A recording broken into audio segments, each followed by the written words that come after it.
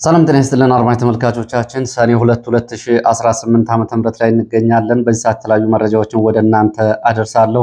ያው እንግዲህ የምንገኝበት የአፍሪካ ቀንድ ቀጠና ተለዋዋጭ የሆኑ ፖለቲካዊ፣ ወታደራዊ፣ ዲፕሎማሲያዊ ሁነቶችን እያስተናገደ ነው የሚገኘው።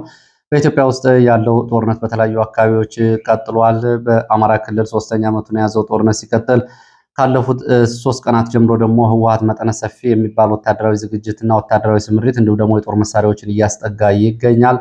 ኦነግ ሸኔም እንደዚሁ ላለፉት 6 ወራት ከእጁ ወጥተው የነበሩ ቦታዎችን ተመልሶ እየተቆጣጠረ እንደሆነ መረጃዎች ያሳያሉ።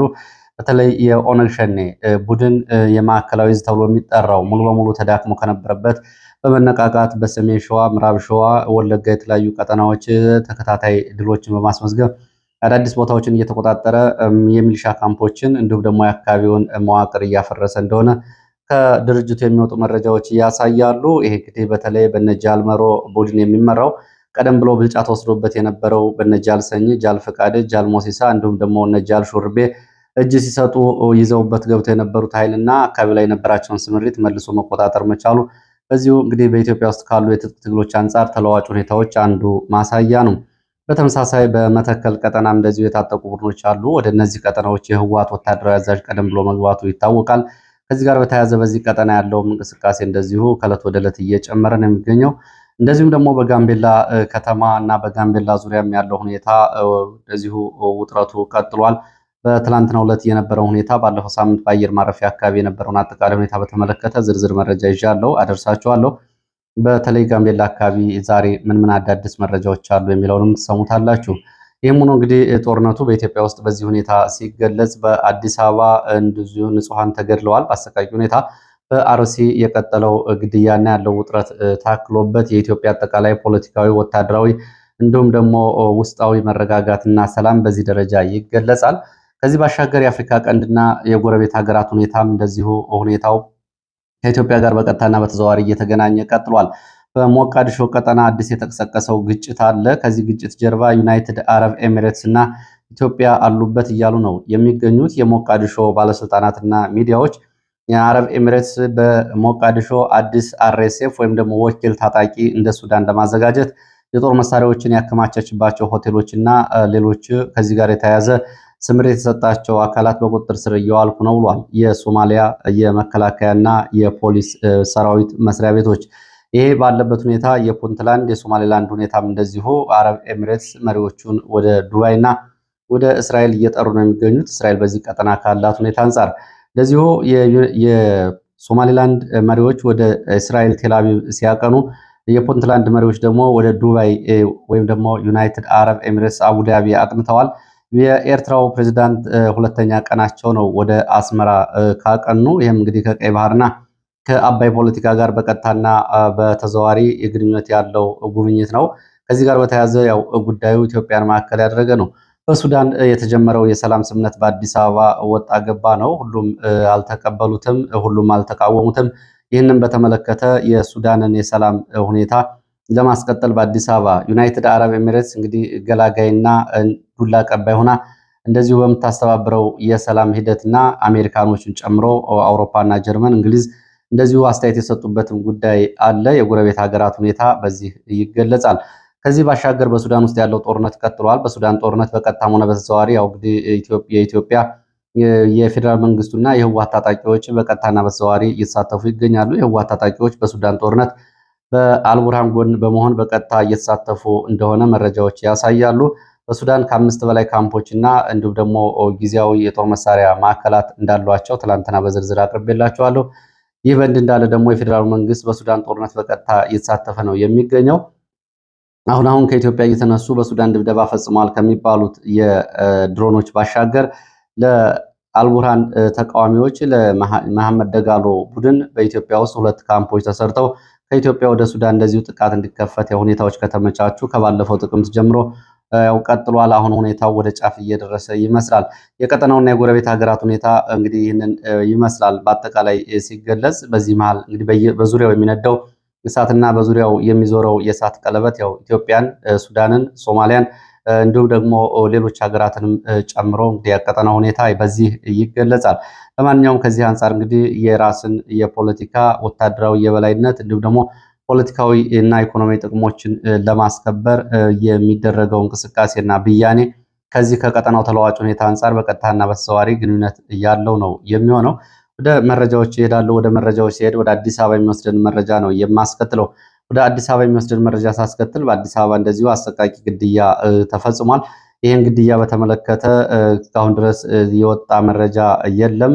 ከሚመለከተው አካልም ጉዳዩን በተመለከተ ከአርሲው ጋር በማገናኘት ሰዎች ስጋታቸውን እየገለጹ ይገኛሉ። መረጃውን ለኢትዮ ፎከስ ያደረሱ የመረጃ ምንጮች በአዲስ አበባ ከተማ አስተዳደር ሰሚት ኮንዶሚኒየም ልዩ ስሙ ጭርቆስ ተብሎ በሚጠራ የእሳት አደጋ ፊት ለፊት በሚሰራ አዲስ ህንፃ ላይ ሁለት የህንፃ ጥበቃዎች በአሰቃቂ ሁኔታ ተገድለዋል። ግድያው እንግዲህ በአርሲ ከሚፈጸመው አንገት የማረድ ቆርጦ የመግደል ጋር የተያያዘ ነው። በዚህ ሁኔታ በስፍራው የነበረው ሰው የመረጃ ሲያጋራ ሁለቱ ከአማራ ክልል ወሎ አካባቢ የመጡ የኦርቶዶክስ እምነት ተከታዮች እንደሆኑ ነው በዚህ በአሰቃቂ ሁኔታ የተገደሉ ጥበቃዎች የሚገልጸው። ጉዳዩ ከአርሲ ጋር ይገናኛል ወይስ ደግሞ የሚለውን ጉዳይ በተመለከተ ያው ስጋት እንዳለ ገልጿል። ጉዳዩን ፖሊስ ሸፋፍኗል። በጠዋት በስፍራው የደረሰው ፌዴራል ፖሊስ እና መከላከያ አካባቢውን ከተቆጣጠረ በኋላ ፌዴራል ፖሊስ የሟቾቹን አስክሬን በአምቡላንስ ይዞ ሄዷል ነው ያለው። ጉዳዩን በተመለከተ እንግዲህ ይህንን ጉዳይ በተመለከተ በመደበኛ ሁኔታ ከሰዎች ግድያ ጋር እንዲሁም ደግሞ ከሌላ ወንጀል ጋር የተያያዘ ግድያዎች አይደሉም። ይህንን ከአርሲ ጋር በማያያዝ ስጋቱን ይገልጻል የመረጃ ምንጩ። እስካሁን ድረስ ከሚመለከተው አካል የተሰጠ መረጃ የለም። ወደ ሌላ መረጃችን ስንሄድ ወደ ትግራይ የሚወስደን መረጃ ነው የማስከትለው። እንግዲህ በትግራይ ያለው አጠቃላይ ሁኔታ በተከታታይ መረጃዎች ሰፊ ሽፋን ሰጥቼ እያቀረብኩላችሁ ነው የሚገኘው። ምንም እንኳ በዘገባዎቹ ላይ የተለያዩ አስተያየቶችን እየተመለከትኩ ቢሆን በጣም ጥቂት የሚባሉ አስተያየቶችን ተመልክቻለሁ። እንግዲህ ይሄ ያው የራስ ፍላጎት ነው የሚሆነው። የህወሓት ፖለቲካ ከዓላማውም ከግቡም ከፍላጎቱም አልተነቃነቀም። ሌሎቹ የህወሓትን የፖለቲካ ፍላጎት በአእምሯቸው ለውጠው እንዲሁም ደግሞ ህወሓት አሁን የሚመጣበትን ፍላጎት በራሳቸው ልክ እያዩ የሚከራከሩ ሰዎች አሉ። ይሄ ብዙም የማይሄድ ስለሆነ በኋላ እንግዲህ ጸጸት ላይ ከሚወድቁ ሰዎች መካከል ይገኙበታል። በጣም ጥቂት ናቸው። ለማንኛውም ህወሓትን በተመለከተ እየወጡ ካሉ መረጃዎች አንጻር ህወሓት በሳምንታዊ ትናንትና መግለጫው ሰኔ 1 ባወጣው መግለጫ ማለት ነው የዋና ዋና ነጥቦች አንስቷል።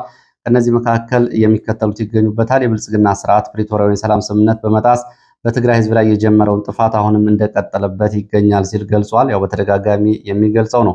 በዚህ ህወሓት ላይ ትኩረት አድርጎ መስራት የህወሓትን አጠቃላይ ወታደራዊ፣ ፖለቲካዊ እንዲሁም ደግሞ የትጥቅ እንቅስቃሴዎችን መከታተል ወሳኝ የሚሆነው ህወሓት አሁንም ባነሳው ነጥብ ነው። 40 በመቶ የሚሆነው የትግራይ መሬት በወራሪ ኃይሎች እጅ መሆኑና በዚህ ምክንያት ህዝባችን በረሃብና በሽታ በስደት እየተሰቃየ ስለሆነ ዘመቻዎችን መክት እንቀጥላለን ነው የሚለው። ይሄ ምን ማለት ነው? እንግዲህ በህወሓትን በተመለከተ የህወሓት አሁን በአደግዳጊነት ህወሓትን ለመከላከል የሚሞክሩ ሰዎች ከውጭም ከውስጥም ከሩቅም ከቅርብም 40 በመቶ የትግራይ መሬት ተይዟል ነው የሚለው። እንግዲህ ማለት ነው ምን ሊያደርግ እየመጣ ነው? 40 በመቶ ያለውን መሬት ለመንጠቅ እየመጣ ነው። እንግዲህ ይሄ መሬት ተነጥቆ የአማራ ጥያቄ ይመለሳል ወይም ደግሞ የአማራ ጥያቄ አይደለም ይሄ የሚለው የጉዳይ ከሆነ እንግዲህ ያው እሱን እነ ደብረጽዮን በቀጥታ የሚያደርጉ ስለሆነ ህወሓት ግን አቋሙንም አላማውንም አልለወጠም። ይህንን እየገለጸ ነው። ሌላው ግንቦት 29 በተፈጸመው የድሮን ድብደባ ይህንንም በተመለከተ አውግዟል። በትግራይ ዙሪያ ሰራዊትና መሳሪያ እየተከማቸ ሌላ ጦርነት ሊቀሰቀስብኝ ነው በሚል ይህንንም በተደጋጋሚ ከሚገልጻቸው ስጋቶቹ መካከል በትናንቱ መግለጫ አንስቶታል። ጠላት የትግራይን ህዝብ የመከላከል አቅም ለማዳከም ጥቂት ብሔራዊ ክህደት የፈጸሙ ተጋሮዎችን በመመልመልና በመጠቀም ላይ ይገኛሏል። ይህ እንግዲህ በተለይ የትግራይ የሰላም ኃይል እየተባለ የሚጠራውን ኃይል በቀጥታ ለመግለጽ ነው። እንዲሁም ደግሞ አዲስ አበባ የሚገኘው የነ ጀነራል ጻድቃን የነ ጀነራል ሳሙራና የነ ጌታቸው ረዳን ቡድን ለመግለጽ እየተጠቀመበት ይመስላል ህወሓት። የትግራይ ወቅታዊ ቁመናን በተመለከተ ትግራይ እንግዲህ ደብረጽዮን የሚመራው የትግራይ አስተዳደር ወደ ስራው ተመልሷል። የውስጥ ማጥራትና ራስን የመገምገም ሂደትን አጠናክሮ እየቀጠለ እንደሆነ ነው እየገለጸው። ያው እንግዲህ በዚህ መግለጫው ላይ ህወሓት አቋም እንዳለወጠ ህወሓትና መተን እንወስዳለን ራያን ወስዶ ህወሓት 209 አብያተ ክርስቲያናት መዋቅር ሲያፈርስ እንዲሁም ደግሞ የጥምቀት በዓል እንዳይከበር ሲከለክል አንድ ድምፅ ያላሰሙ ሰዎች አሁንም የህወሓት ወዳጅነትን በተመለከተ ህወሓት አቋም እንዳለወጠ በራሱ መግለጫ ገልጿል። እንግዲህ ህወሓት አቋም ለውጧል የሚለው ከእናንተ አእምሮ ውስጥ ያለ እንጂ ህወሓት መሬት ላይ አንድም ቅንጣት የአቋም ለውጥ አልለወጠም። አሁን እየመጣ ያለው በህወሓት የመጨረሻውን በሚል የ67ቱን ማንፌስቶ ለማስፈጸምና ታላቋ ሪፐብሊክ ትግራይን ለመመስረት ነው። ይህንን በተመለከተ እነ ፕሮፌሰር ገላውዲዮስ አርአያ እንዲሁም ደግሞ ከሜቴክ ዝርፊያ ጋር በተያያዘ ታስሮ የተፈታው ጀኔራል ክንፈ ሰሞኑን የተናገሯቸውን ንግግሮች ልትመለከቱ ትችላላችሁ። ጀኔራል ገላውዲዮስ አርአያ የሚባለው ሰውዬ ሰሞኑን ከተናገራቸው ንግግሮች መካከል መተማ ዮሐንስን ጨምረን እንዲሁም ደግሞ ወልዲያ አልውሃን ጨምረን ነው ከተገነጠልን መገንጠለ። ይህ እንግዲህ በዓለም አቀፍ ደረጃ በቪኦኤ በዶቼ ቬለ እየቀረበ በምሁራን እንዲሁም ደግሞ በኢትዮጵያ ታሪክ ላይ አስተያየት ሰጥ የቆየ ሰው ነው። ይሄ ሰው ምን እያለ ነው? እንዲሁም ደግሞ ጀኔራል ክንፈ ደግሞ ለመገንጠል ጊዜው አሁን ነው እያለ ነው። እንግዲህ ህወሓትና አብይ አህመድ ግጭት ውስጥ ገብተዋል የሚል አስተያየት ወይም ደግሞ ድምዳሜ የሚሰጡ ሰዎች ካሉ እሱ ላዩን እውነት የሚመስል መሰረታዊ ጉዳዩ ግን እሱ አይደለም። አብይ አህመድና ህወሓት ግጭት ውስጥ ያስገባቸው የ4 ኪሎ ወንበር እና የፖለቲካ ጉልበት ብቻ ነው። ከዛ ባለፈ ሌላ የሚጋጩበት ጉዳይ የለም። ለዚህም አሜሪካኖቹ በቅርቡ የጀመሩት ጥረት አለ። ምናልባት ደብረጽዮንና አብይ አህመድን በቅርቡ ሲጨባበጡ ልንመለከታቸው እንችላለን። የአብይ አህመድና የደብረጽዮን መጨባበጥ ግን በማን ኪሳራ ላይ ነው የሚለው እንግዲህ በራያ እየተፈጸመ ያለውን ያየ ሰው ሌላ ምስክር አያሻውም። በዚሁ አጋጣሚ እንደዚሁ ህወሓትን የሚደግፉ ሰዎች በለራያ ህዝብም ድምፅ ሊሆኑት ይገባል። ይህንን ማሳሰብ ያስፈልጋል።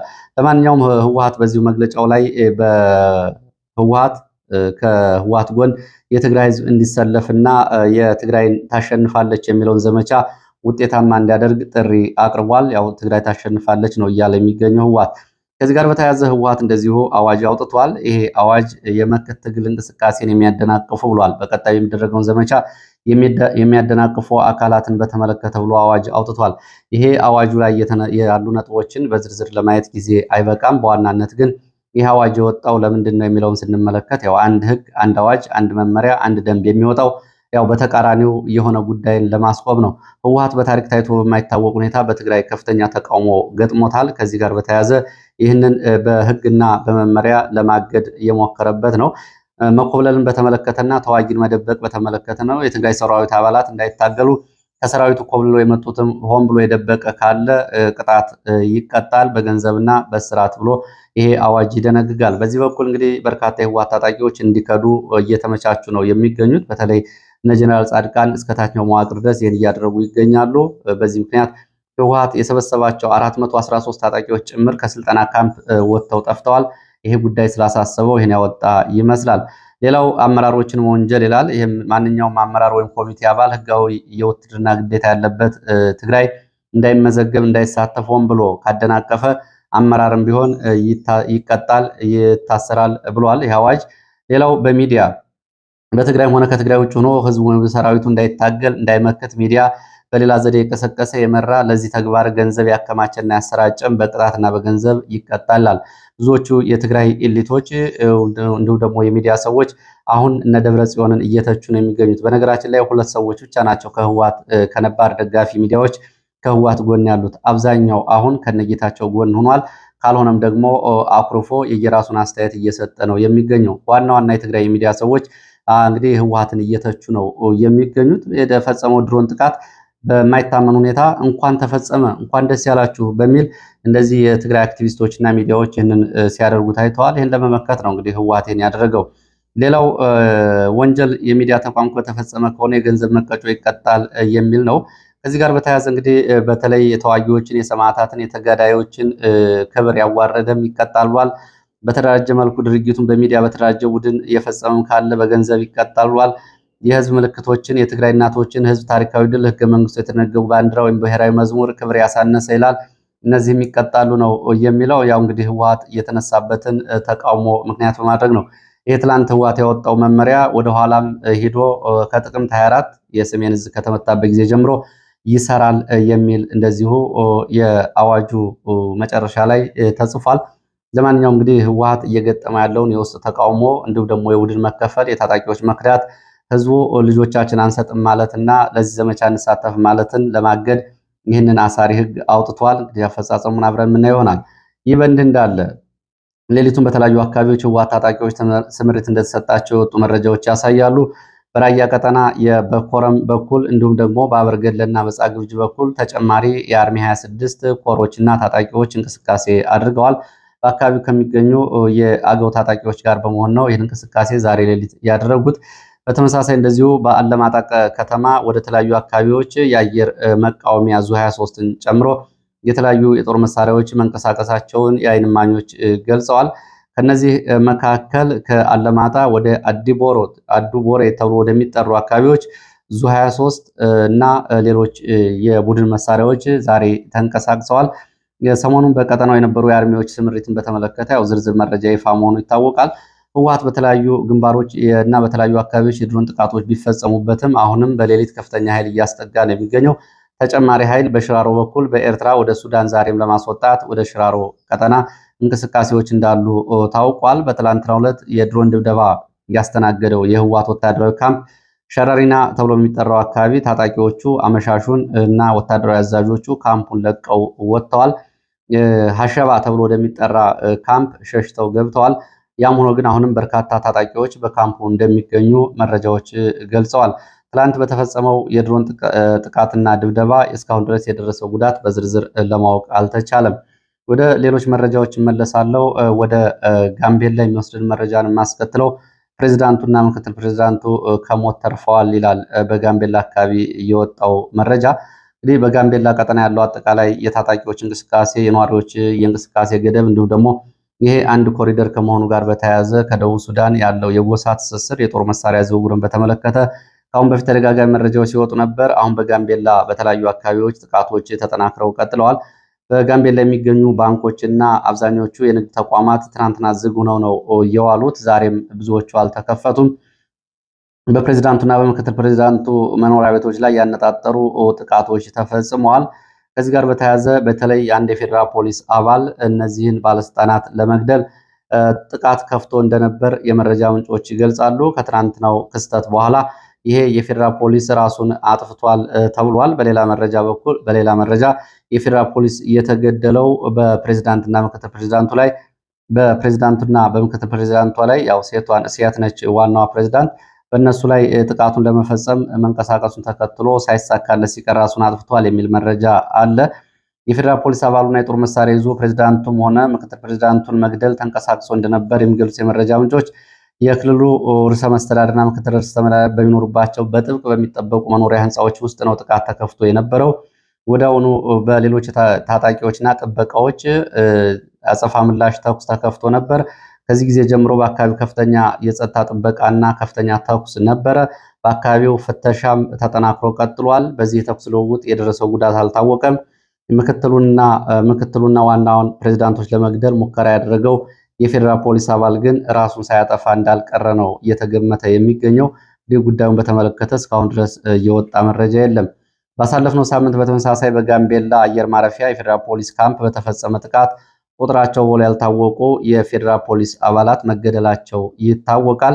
በጋምቤላ ቀጠና ትግል እያደረጉ ያሉ ታጣቂዎች እንዲሁም ደግሞ የኦነግ ሸኔ ታጣቂዎች ከደቡብ ሱዳን ኮሪደር ጋር ለመገናኘት በአካባቢ ከፍተኛ የጦር መሳሪያ እያስገቡ እንደሆነና ከነዚህ ዘመቻዎች ጋር በተያያዘ እንደዚሁ የኦነግ ሸኔና ሌሎች ታጣቂዎች ስማቸው እየተነሳ ይገኛል። እንግዲህ ዛሬም በአካባቢው ውጥረት ነው ያለው። በአየር ማረፊያውን ጨምሮ በፕሬዝዳንት መኖሪያ ቤቶችና ፕሬዝዳንት መስሪያ ቤቶች ጥቃት እስከመፈጸም የደረሰ ዘመቻ ነው በዚህ ቀጠና የቀጠለው። ወደ መተከል የሚወስድን መረጃ አስከትላለሁ። በዚሁ በቤንሻንጉል ቀጠና እንግዲህ ያለው አጠቃላይ ሁኔታ ይታወቃል። ቤንሻንጉል ቀጠና ካለው የአገር ውስጥ ታጣቂዎች ባሻገር እንዲሁም ደግሞ ከመደበኛ መከላከያ ሰራዊት የየአካባቢው ሚሊሻዎችና ፖሊስ ባሻገር አሁን የውጭ ሀገር ቅጥረኛ ወታደሮችም በተለይ የአርኤስኤፍ ታጣቂዎች የሚገኙበት ቀጠና ነው። በትላንትናው ዕለትም እንደዚሁ አዳዲስ ተሽከርካሪዎች ይዘው ታይተዋል የተባሉት እነዚህ ታጣቂዎች ሰሞኑን ከአረብ ኤሚሬትስ የገባላቸውን መሳሪያ ይዘውና ተሽከርካሪዎች ይዘው የአርኤስኤፍ ታጣቂዎች መሆናቸው ተገልጿል። ትላንትና በዚሁ በመተከል ዞን ድባጤ ተብሎ የሚጠራ አካባቢ በተለያየ ማረፊያ ተብሎ የሚጠራ አካባቢ የሾፌሮች ተገድለዋል፣ መንገደኞች መገደላቸው ታውቋል በታጣቂዎች። ይህ እንግዲህ እስካሁን ድረስ በዚህ ቀጠና የቀጠለው ግድያ እንደቀጠለ ነው። መኩሪያው ተብሎ የሚጠራ የቤንሻንጉል ታጣቂ ኃይል ንቅናቄ በዚህ ቀጠና በስፋት እንደሚንቀሳቀስ የወጡ መረጃዎች እያሳያሉ።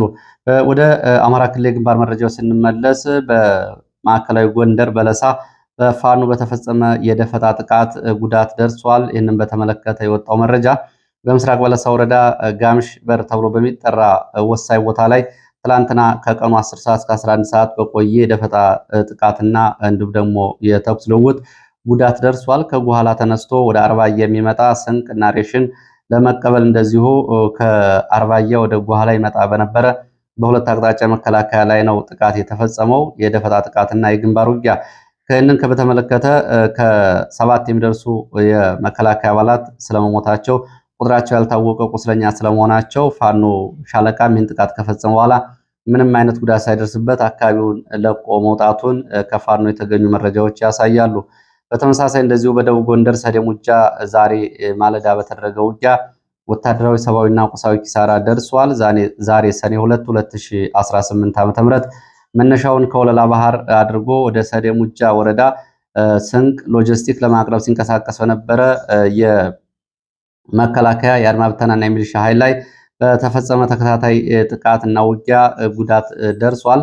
በተለይ ሰዴ አንፈስፍስ ተብሎ በሚጠራ ገዥ መሬት ላይ በተፈጸመው የደፈጣ ጥቃትና የግንባር ውጊያ በትንሹ 6 የሚደርሱ ወታደሮች ቁጥራቸው ያልታወቀ ሚሊሻዎች ጉዳት ደርሶባቸዋል። ይህም ተከትሎ በአካባቢው የዙ 23 እና የሞርተር ድብደባ እንደቀጠለ የመረጃ ምንጮች ገልጸዋል። ወደ ጎረቤት ሱዳን የሚወስደን መረጃ ላስከትል። በሱዳን ያለው አጠቃላይ ሁኔታ እንግዲህ ከኢትዮጵያ ጋር በቀጥታና በተዘዋዋሪ የሚገናኝ እንደሆነ ይታወቃል። በሱዳን በተለይ የተባበሩት አረብ ኤሚሬቶች የሱዳንን ችግር ለመፍታት በሚል በአዲስ አበባ የሚደግፉት አንድ የውይይት እያደረጉ እንደሆነም ተገልጿል። ይሄ ከውይይቱ ባሻገር ግን በተባበሩት አረብ ኤሚሬትስ የሚደገፈው የአርኤስኤፍ ታጣቂ ኃይል ዛሬ በካርቱም የድሮን ጥቃቶችን ፈጽሟል። ይህን የድሮን ጥቃት በተመለከተ በተለይ ኦምዱርማን ተብሎ የሚጠራው አካባቢ የተፈጸመውን ጥቃት በተመለከተ የሱዳን ሚዲያዎች ከኢትዮጵያ የተነሱ ድሮኖች ሳይሆኑ አይቀሩም የሚል መግለጫ እየሰጡ ይገኛሉ። ይህ እንግዲህ ሶስተኛው ድሮን ነው እንግዲህ በእነሱ መግለጫ ከኢትዮጵያ አቅጣጫ እየገባ የተባበሩት አረብ ኤሚሬቶች ተባባሪዎች በተገኙበት እንግዲህ በዛ ተኩሱን የሚያጋግሉት መሳሪያ የሚያቀብሉት እርስ በርስ እልቂት የሚያደርጉት እነሱ ነው። በአዲስ አበባ የሲቪል አመራር ውይይት በሚል የሱዳን ፕሬዝዳንት አማካሪ የሱዳን ጉዳይ ላይ ያተኮረ ትልቅ ሰላም ኮንፈረንስ በአዲስ አበባ በስኬት መጠናቀቁ እየተገለጸ ነው የሚገኘው። ሁሉም ሰው በሱዳን እርስ በርስ ጦርነት ለመጠቀም ሴራ በሚያናፍስበት በዚህ ወቅት ኢትዮጵያ ሰላምን እያመጣች ነው የሚልም እንደዚሁ ይሄ መረጃ ወጥቷል። እንግዲህ ኢትዮጵያ የሱዳንን ሰላም እያመጣች ነው የሚለው ከላይ ያቀረብነው ሪፖርት ነው የሚያሳየው። በሱዳን ላይ በተለይ አርኤስኤፍን በመደገፍ ነው የምትገኘው። በእርግጥ አልቡርሃንም በኢትዮጵያ ውስጥ የትግል የሚያደርጉትን ህወሓትን ጨምሮ እየደገፈ ይገኛል።